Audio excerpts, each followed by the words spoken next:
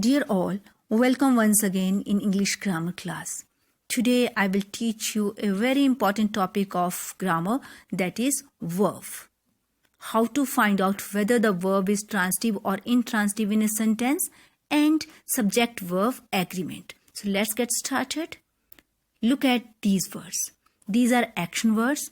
These are used in a sentence to tell what a person or thing does or what is done to a person or thing. As in first and second examples, Anuj and the clock are doing some action, and in third and fourth examples, action is being done to Harry and a window. So all the words which are used to tell something about some person or thing are known as verbs. In a sentence, there can be main verbs or there can be auxiliaries. You can see all these verbs in the flowchart as shown in this slide. We all know that the action verbs can be transitive or intransitive. Transitive verbs are action verbs that have an object to receive that action. Transitive verbs need object to complete the sense of sentence.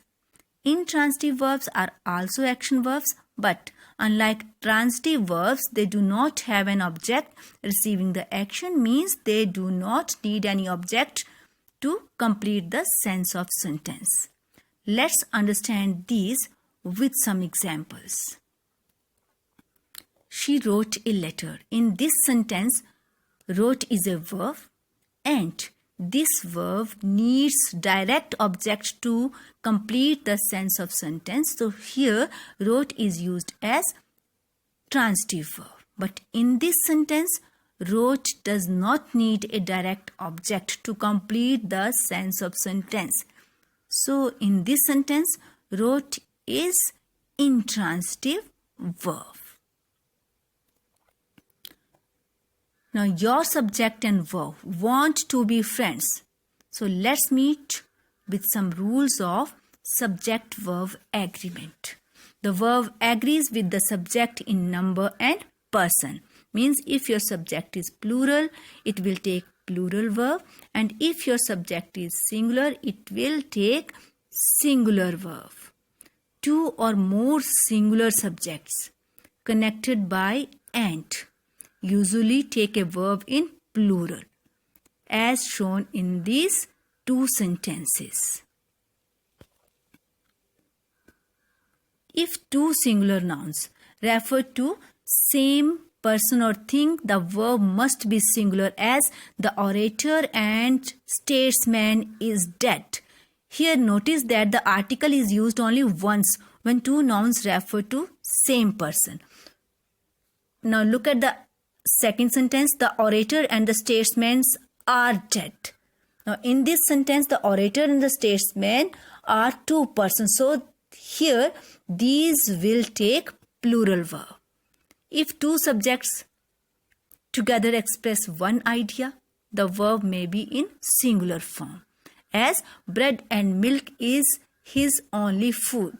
In this example, bread and milk expresses the one idea. So here we used singular verb is.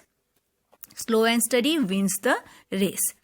If the singular subjects are preceded by each or every, the verb is usually singular, as every boy and girl was ready.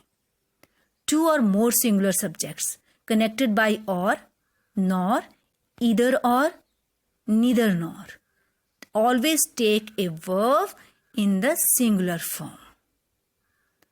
But when the subjects joined by or, nor, either or, neither nor are of different numbers, the verb must be plural. And the plural subject must be placed next to verb. To understand these, see the examples given here. We all know that collective noun take a singular verb. I hope you all are very much familiar with the collective nouns. If not, to understand the concept, please watch my videos of noun and kinds of noun and parts of speech. It's now practice time. Happy learning to all.